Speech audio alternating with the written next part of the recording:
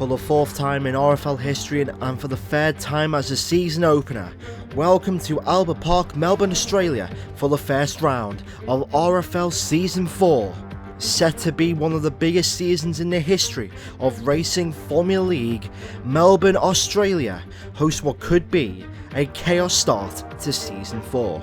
Hello everyone, I'm TomGorian. Welcome once again to Racing Formula League. After last season's competitiveness and pure hard racing, it was SHZ Shawais who claimed champion of RFL Tier 2 Season 3 in a Ferrari. After multiple competitive races, he was pushed, he was challenged, but overall Shawais was the winner. This season we have returning drivers, we have new drivers, and we have a whole bunch of new rules and regulations regarding RFL Season 4, which could make this season one of the greatest seasons in the history of racing Formula League, but only time will tell to see what RFL Season 4 is all about. I'm honestly really excited about RFL Season 4, a lot of new drivers coming back, a lot of new drivers returning as well, and ultimately we are set for a great series of races. And here are the rules and regulations of RFL Season 4. Each tier will have 21 races, starting from the end of July all the way to the season finale in December. In each session there will be an 80-minute qualifying session followed by a 50% race, with full damage, strict corner cutting and dynamic weather. As always, a 25-point scoring system is in effect, with the race winner gaining 25 points, the podium finishers 18 or 15.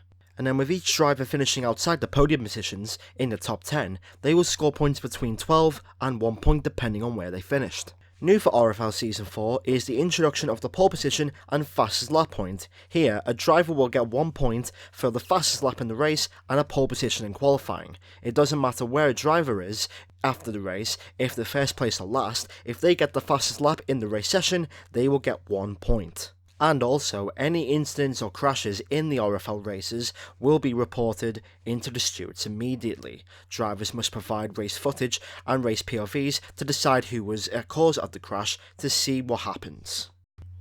So this is it, a lot of new drivers are coming back to RFL Season 4, a lot of new drivers are debuting in RFL Season 4, and ultimately we don't know the grid and the order of the grid for how the pace will be between the quicker drivers and the more slower ones, but I cannot wait to see how the Australian Grand Prix gets underway. To join us for the live broadcast of the Tier 2 Australian Grand Prix to begin RFL Season 4, we go up to your commentators, Morgz and R8K. Line up on the grid.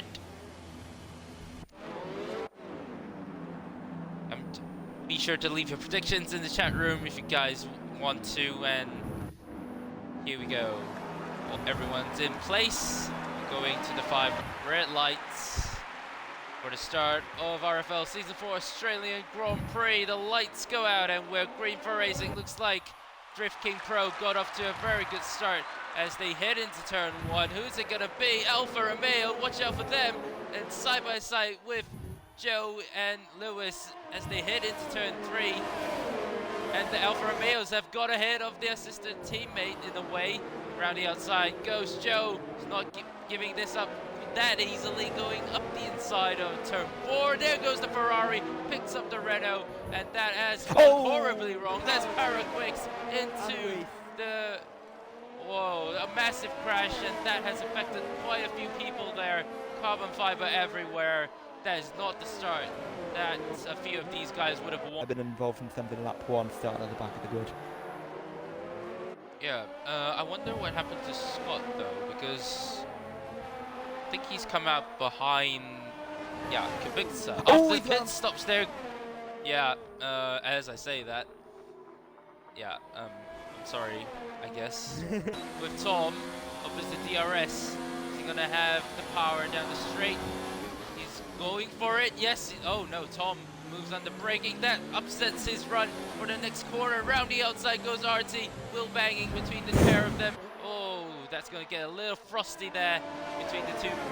And with the back of him down towards turn 11, down this DRS straight, and Artie out of the DRS zone, open DRS, he's getting closer to Tom, he's getting closer. Which way is he going to go? Tom goes outside, Artie goes to the inside, braking as late as he can, and Artie is up into P3 on the return to RFL from season 1, and Labour Red Devil up the inside there on turn 12, can't make the move though, and now down towards turn 13, Tom keeps the position, but Artie is on the podium in his return to RFL. Brilliant story if he can hold it. What tire is he gonna put on? Looks like it's medium, no, hard. So it just shifted color. Yeah. Anyway, coming out the pit, so I would think that Lewis is going to the end of the race. Tom has pitted for a new set of tires, so he's gone to the hards as well. So, whoa! And here is Lewis.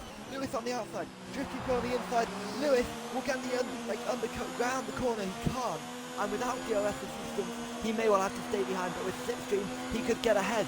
Down towards turn 3 to go. He has to stay behind. But drifting pro on those softs now. What is his strategy? TomGorian in P5 looks like he is. Oh, Label is still staying out. In towards P6. Cheetah is in P6 at the moment. He's not too far behind this pack, but he needs to make at least one more stop. Those mediums will definitely make the end. Otherwise it'll be a masterclass of a drive. But the gap now already in front. And not lose too much time. Right, all over the back of him there. Tom could make a move down towards turn 11. Artie defends the inside. Tom to the outside. Haas versus Alfa Romeo. This is a similar move that we saw a few moments ago. Whoa. With these two as they're side by side, banging wheels. And round the outside goes Tom. He can't do it there. And on the penultimate corner, he can't do it either. He's going to have to wait now for the DRS protection that occurs right here as Alfa retired from the sessions on P7. Disappointing from him on his debut. But here comes Tom on Alfa Rossi, down towards turn 1. Look at the straight line speed. The straight line speed is huge there, as down the inside he goes. He's going to take that podium position. Artie has it. If I can talk. So yeah, I'm lucky from Alfa. Hopefully he can return next week. Here goes Label around the outside. Yep, sorry about that. Is he going to make it stick around turn 3? Round the outside goes Label, and yeah, Artie has just got to have to accept. Artie is into the pits, so he's had enough of that front wing damage, and he's gonna get that front wing off. So he'll lose positions to both Ferraris, I want to say. Oh, yeah, that's TomGorian. Oh! Down. If I'm totally honest, drifting pro hasn't picked up any more penalties, and he hasn't. Oh, So one of the Haas's has spun. It's Tom again, and he is this time going into the barriers, but I don't think there's damage to his front wing. So Tom. But a good one nonetheless. Here comes Lewis round the final corner. I'll let you cross the line with him. Thank you, Morgz, but as Lewis comes across the line, he's going to take a very convincing win. 8 seconds ahead of his teammate Alfa Romeo, taking a 1-2 here at RFL. Tier 2, cross the line goes Drift King. It's going to help loads in the constructor standings. And Cheetah, he's going to come round the final few sequence of corners now to complete what is a very, very good, well, good is an understatement, recovery drive after having front wing damage on lap 1, pitting, doing who's going to be your driver of today. I'm torn between two, so obviously you got to say Lewis. After his teammate changed strategy, it was a very controlled drive, but just because he didn't have to really, after his teammate changed strategy, he didn't really have to work for it. It was still a good drive, but I'm just going to have to give it to Cheetah just because of his recovery drive and going from almost last to 3rd place. Yeah, a lot of it was because Lewis wins here in Australia for RFL, and Drift King Pro completes an Alfa Romeo 1-2.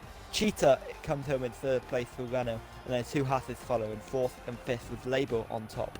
Alfa Rossi in 6th place with 2 Ferraris following with Kubica and Joe 7th and 8th. And then you've got DNF there of Thorpsey, Alster, Scott, Reese and Power Quicks all early on for the last few, sorry. And Alfa Rossi claims the fastest lap point, whilst Drift King Pro claims the pole position point for this race.